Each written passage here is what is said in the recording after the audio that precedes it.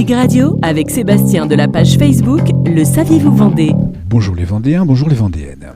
Aujourd'hui, je vous propose de découvrir une personnalité originaire de Vendée qui, bien qu'ayant fait la une des journaux à sensation à la fin du 19e siècle, est aujourd'hui peu connue des Vendéens. En tout cas, je n'ai personnellement découvert son existence que récemment. Il faut toutefois reconnaître que le personnage n'est pas forcément celui dont le département peut s'enorgueillir sans réserve, puisqu'il s'agit de Théodule Meunier, un anarchiste violent, auteur de plusieurs attentats meurtriers en 1893. Mais avant de parler de Théophile, remettons-nous dans le contexte de l'époque. En cette fin du 19e siècle, le mouvement anarchiste, qui avait été durement touché pendant la Commune de Paris, se radicalise et adopte l'action violente, la propagande par le fait, contre le pouvoir et ses détenteurs. C'est ainsi qu'en 1881, le tsar Alexandre III est assassiné par un groupuscule anarchiste. En France, c'est en mars 1892 que l'ouvrier anarchiste Ravachol et ses acolytes commettent une série d'attentats à la bombe contre des magistrats qui font plusieurs blessés graves.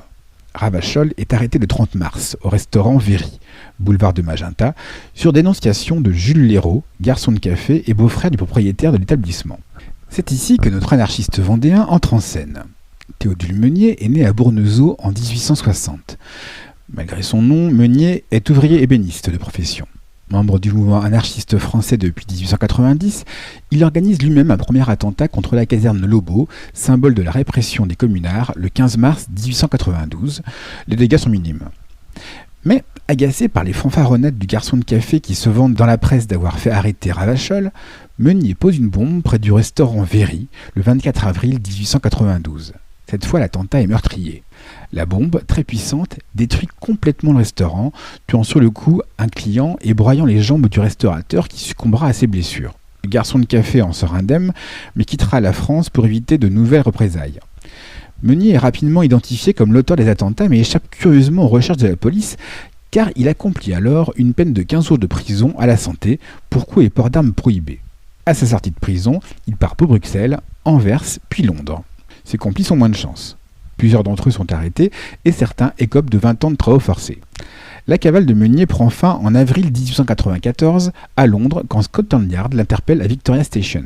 Extradé, il passe devant les assises en juillet.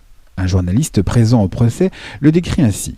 Quelque peu contrefait, avec de longs bras terminés par des mains fines, il est pâle, avec des longs cheveux noirs et une barbe touffue. Un autre décrit cet homme avec une physionomie belle et pure, d'enthousiaste à froid, résolu à tout dans sa passion de l'idée, représentant le type le plus remarquable de l'illuministe révolutionnaire. Son avocat, Maître Desplat, lui évite la guillotine, mais il est condamné à l'emprisonnement à vie à la colonie pénitentiaire à Cayenne. Affaibli par plusieurs tentatives d'évasion et le paludisme, il s'éteint dans sa cellule en 1907, à l'âge de 47 ans. C'est tout pour aujourd'hui, je vais remettre ma moustiquaire. C'était Sébastien de la page Facebook Le Saviez-vous Vendée. Dig Radio, la radio qui vous écoute.